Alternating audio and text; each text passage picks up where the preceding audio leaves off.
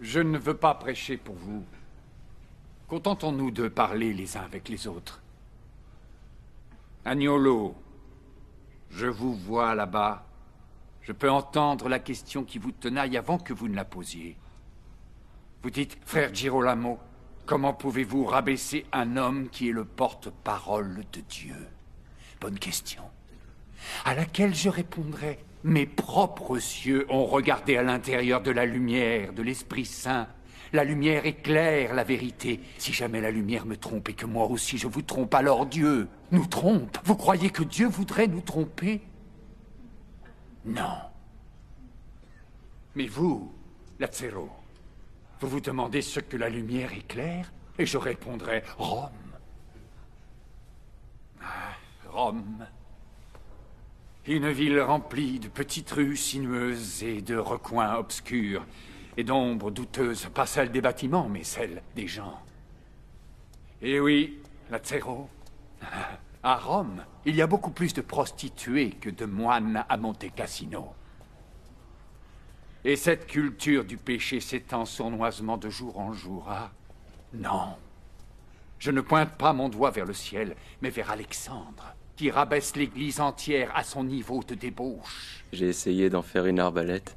Un prêtre qui dort avec sa concubine, un autre avec un garçon. Et le lendemain matin, ils disent tous les deux la Sainte Messe. Mais il nous faudra beaucoup plus que ça pour réussir à tuer ce lion. Que gagne-t-on d'une telle messe? Nicolas Machiavel. Mais comment ça, Salvestro? Vous vous demandez pourquoi Dieu me parle à moi et ne parle pas au pape? Oh, il lui parle, mais Alexandre ne l'écoute pas. Il y a une autre congrégation à Florence qui est pressée de vous rencontrer. On vous fera savoir quand et où. Tout à l'heure, Alexandre m'a offert un chapeau rouge de cardinal en échange de ma soumission.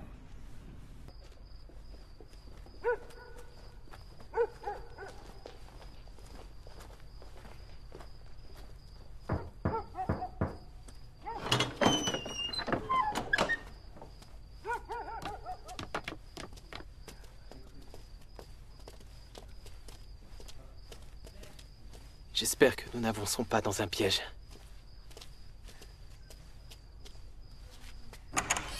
Ah! Rome à la rescousse. Entrez. Cesare Borgia, Alessandro Farnèse, je vous présente les Florentins qui sont vraiment fidèles. Piero Soderini, qui a été le prieur de la ville, Francesco di Puglia, père supérieur des moines franciscains Nicolas, et... les manières sont inutiles. On vous présentera les autres plus tard.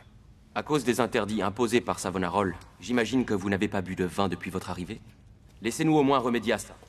Cette sangsue de Savonarole parle de Florence non pas comme s'il y était né, mais comme si la ville tout entière était née de sa chair. Il vient de Ferrare. Il habite à Florence depuis combien?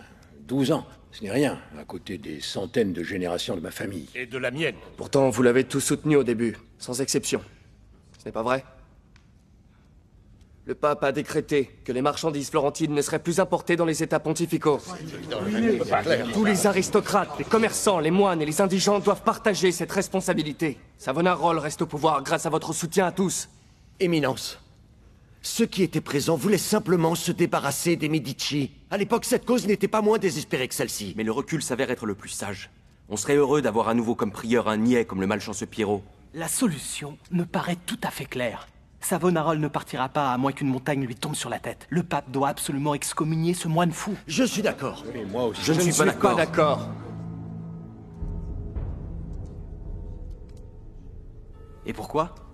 Éminence, vous d'abord.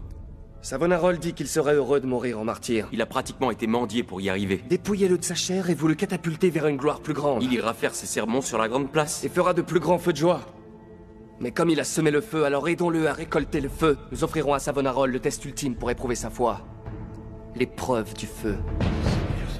Il refusera, c'est certain. Alors, ses disciples verront qu'il a des pieds d'argile, et des foules de Florentins se détourneront de lui.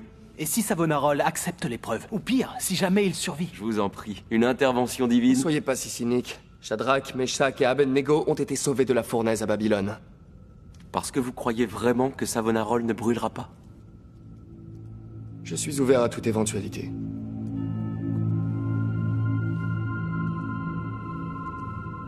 Je suis enchanté d'avoir l'occasion d'éprouver ma foi. J'accepte votre défi.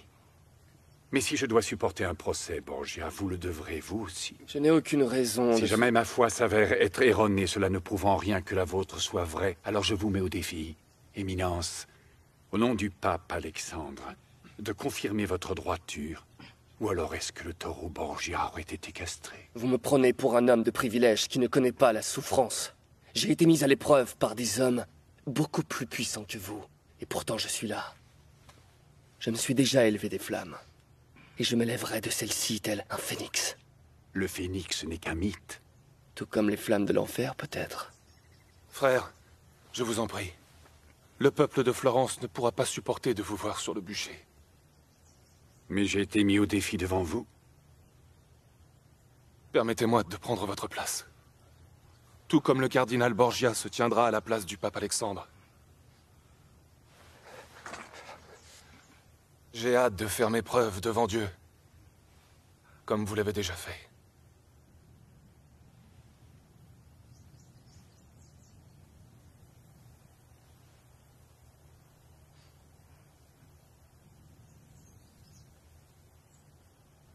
Le droit canon l'autorise à prendre la place de Savonarole. Alors, Borgia, l'épreuve du feu vous amuse toujours? Je n'ai pas peur de la mort. D'ailleurs, j'ai toujours pensé que je mourrais d'une estocade en pleine bataille. Pas d'une lente combustion. Le pape m'implore de trouver un moyen de sauver ma vie, tout en sauvant du coup notre cause. Et tu le veux?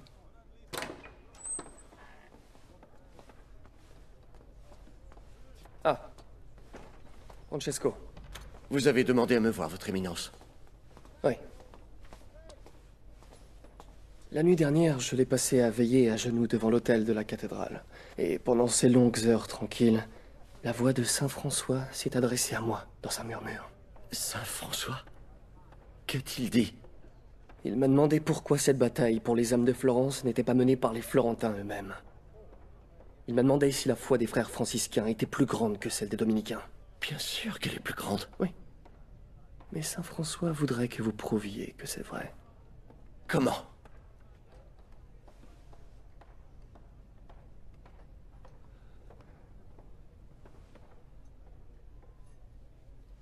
Cardinal Borgia, je vais prendre votre place. Savonarole refusera. Comment pourrait-il, alors que le frère Domenico a pris sa place?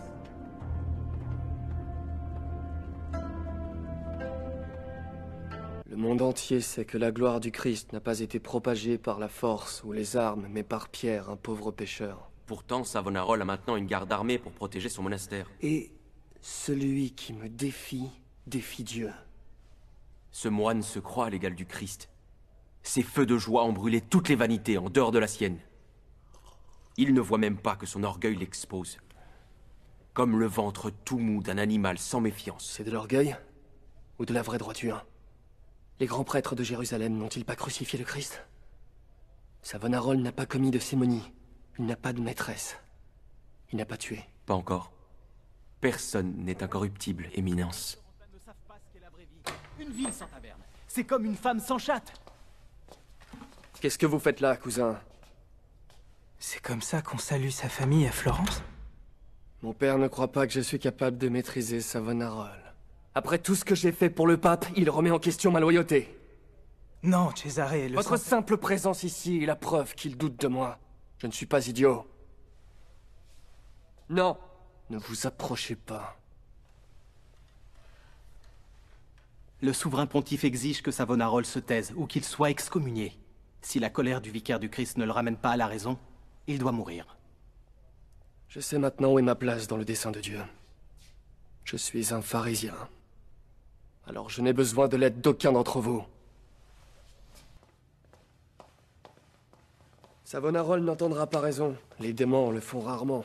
Éminence, mes hommes sont réputés pour leur pouvoir de persuasion. Je veux qu'on me laisse en tête-à-tête avec Nicolas. Allez-vous-en. Mais vous pouvez parler devant nous, nous sommes votre famille, vos amis. Pour moi, vous n'êtes rien d'autre que les yeux et les oreilles de mon père. Partez.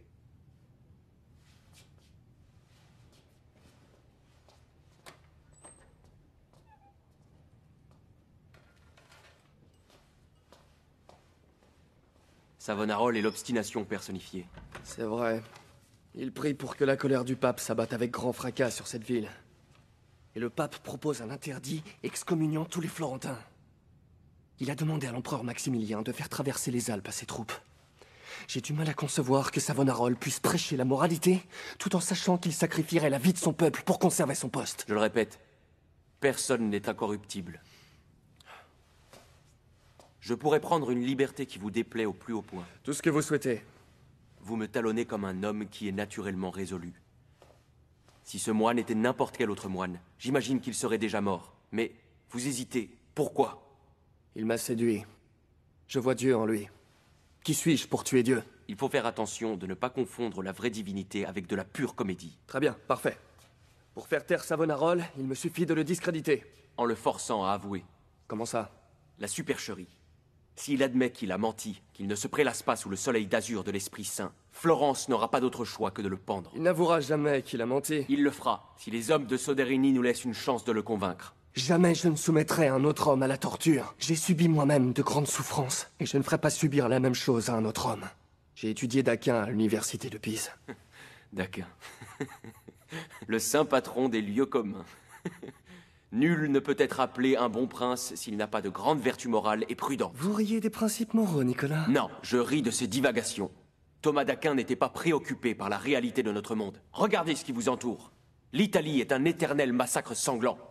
Auriez-vous suivi les bons princes qui ont régné avant vous, qui s'élevaient et retombaient aussi vite que la lune disparaît à l'aurore? Je sais que le seul moyen permettant à ma famille de conserver sa place est de propager l'ordre. Et pourtant, je crois en ce moine. Plus que je n'ai jamais cru en mon propre père. À votre place, j'éviterai de le crier sur les toits. Je crois en Savonarole. Mais sa soif de martyr finira par le tuer. Alors vos mains seront sans tache. Comme Ponce Pilate? Votre esprit est extrémiste. Vous devez l'entraîner à être autrement. La moralité, c'est bien, mais sans la contrainte. On doit connaître les moyens sinueux du mal et avoir l'alliage pour les utiliser.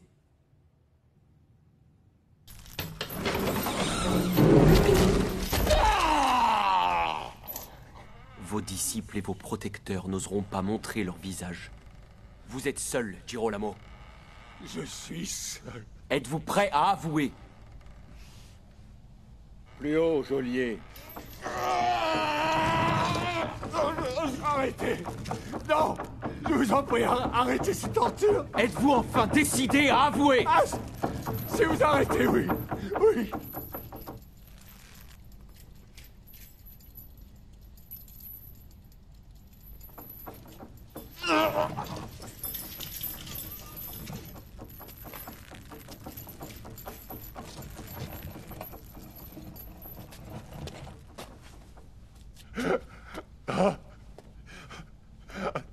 Ne me torturez plus, je vous en prie, plus jamais.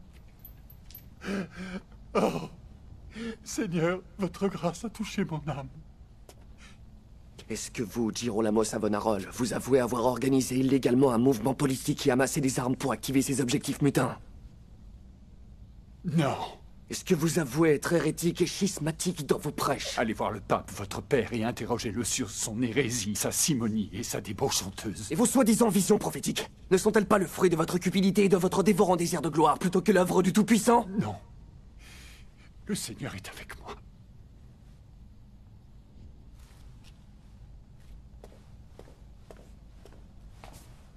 Pendez-le à nouveau.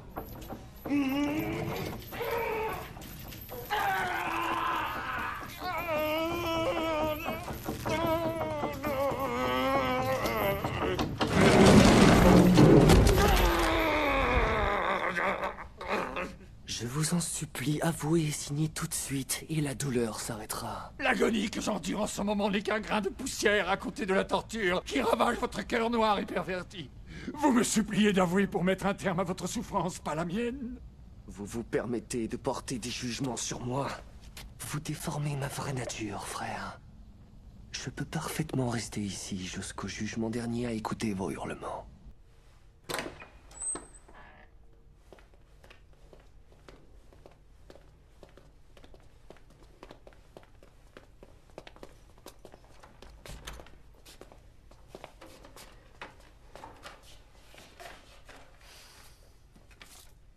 Ce sont vos aveux. Je n'y vois plus bien, Éminence. J'ai pleuré pour le pardon de mes péchés. Pourriez-vous lire mes aveux à haute voix? Pourquoi? Vous vous souvenez sûrement de ce que vous avez avoué. Légalement, sa requête est valide.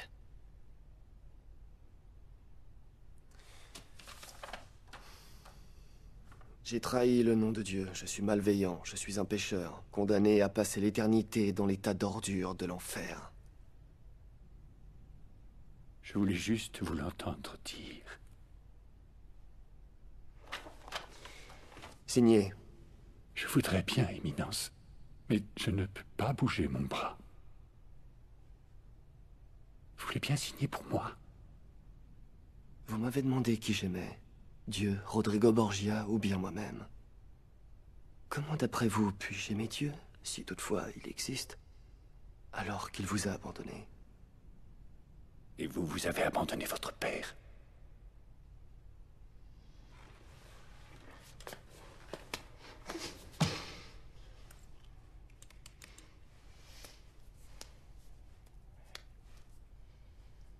Cesare, j'ai voyagé aussi vite que le permettait mon cheval pour venir à Milan te féliciter.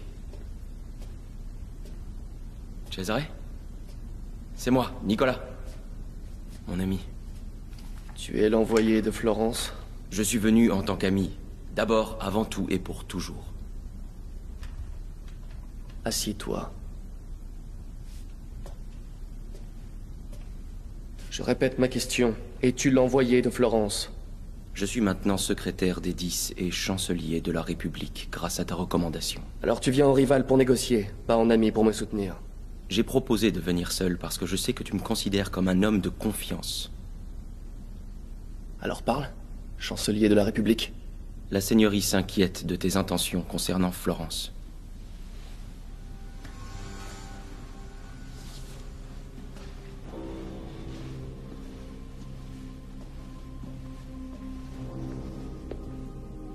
Si ton gouvernement encourage ma conquête de la Romagne, alors tout va bien. Sinon, je changerai ton gouvernement. Pour l'instant, mon intention est de marcher sur Florence.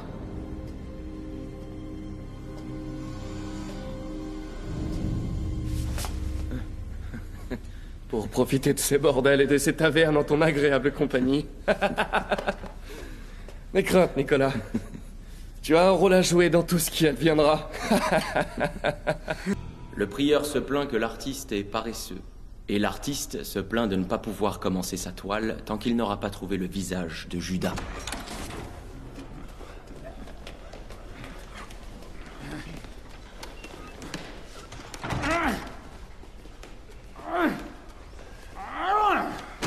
Aïe! Mon cul! Lâche-moi, bas les pattes! Les autorités en entendront parler. Vous devez être Lui-même. Cesare Borgia, connu pour avoir le visage du Christ et les yeux de Satan. Vous correspondez à la description. Maestro, c'est un honneur de rencontrer un véritable génie. Et pour moi, de rencontrer un véritable homme de guerre. Conquérir Milan sans tirer un seul coup de feu en dit long sur vous. Et sur l'ennemi que nous avons affronté. Duquel je voudrais vous parler. Je serais volontiers venu jusqu'au duc de Valentinois, debout sur mes 2 pieds. Je ne suis pas encore certain de votre loyauté, puisque vous avez servi Ludovico Sforza pendant les 10 dernières années. Sforza me payait cher. Mais il ne m'a jamais inspiré. Je suis à jamais loyal à mon esprit. Alors voyons si je peux devenir votre muse. Et tous les deux, entrer dans l'histoire. Bientôt, je vais monter une attaque contre Imola et Forlì. Avez-vous des nouvelles et de diaboliques inventions qui pourraient me garantir la victoire?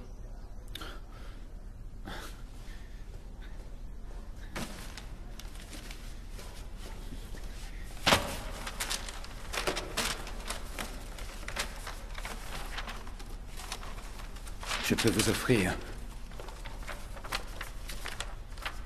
L'avenir de la guerre.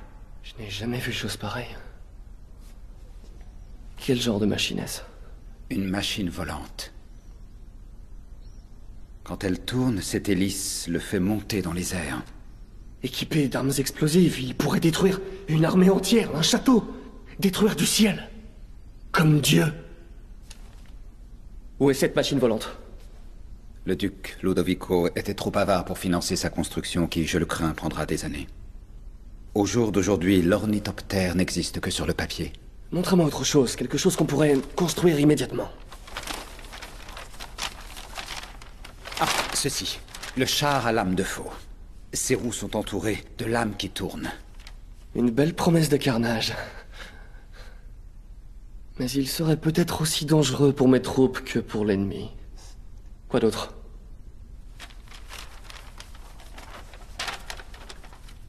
Un quartier général militaire mobile, qui vous permettra de vous déplacer de ville en ville à une vitesse jamais égalée.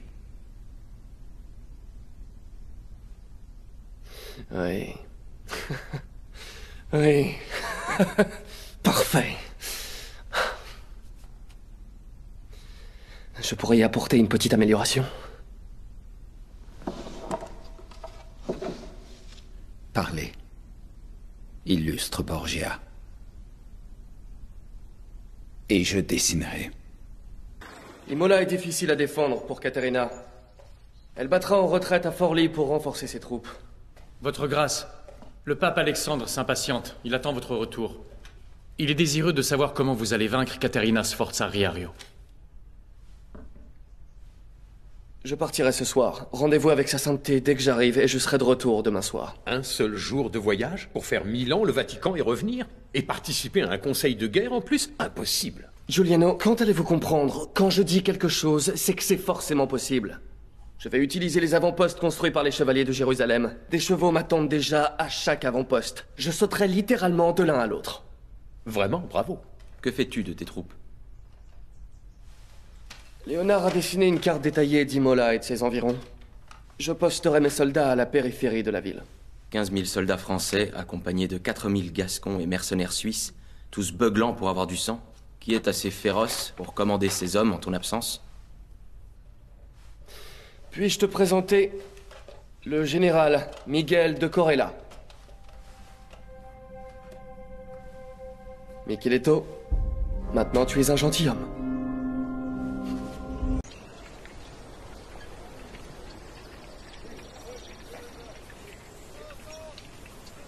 Les habitants d'Imola sont prêts à se soumettre. Comme des putains. Mais ce n'est pas le cas de la forteresse d'Imola, qui défie votre demande de capitulation. Et Caterina a laissé Dionigi Dinaldo aux commandes. Dinaldo est un brave garçon. Elle a enlevé son fils avec elle à Forlì et le détient comme otage. Si jamais Dinaldo renonce à se battre et se rend, alors Caterina l'Amazone menacera d'exécuter l'enfant. Elle a également promis qu'elle lui enverrait des renforts dans moins de 3 jours. Il faut commencer le siège immédiatement. Non. Comme pour Milan, aucun de mes hommes ne mourra dans cette bataille. Je vais créer une vraie légende. Tu viens affamer le peuple pour qu'il se rende? Une mort aussi lente, c'est trop cruel. Et ça prend trop de temps. Voilà mon plan. Je vais sauver le fils de Dinaldo. Vous? Mais c'est trop dangereux. Je vais envoyer un de vos hommes. Nos hommes sont vaillants, mais mauvais marcheurs.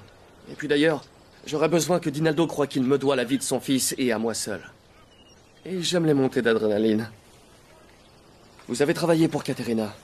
Dessinez-moi un plan du Rocca di Ravaldino, avec toutes les portes, tous les passages secrets, et notez-y le meilleur endroit où il pourrait cacher l'enfant. Et comment espérez-vous y entrer? En me déguisant? En membre de l'ambassade de Florence? Pardonne-moi, Cesare, mais tu ne veux tout de même pas que je compromette mon immunité diplomatique. Parce que ta présence à ma table ne l'a pas déjà compromise? Officiellement, je suis venu en mission pour recueillir des faits. Oh.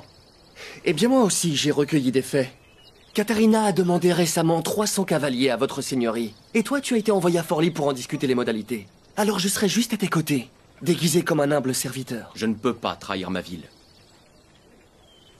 Vous cherchez le visage de Judas pour votre toile? Le voici. Non. Je suis ton ami. Au revoir, chancelier de la République. Sois parti dans une heure où je ne pourrai pas être tenu pour responsable de ton immunité.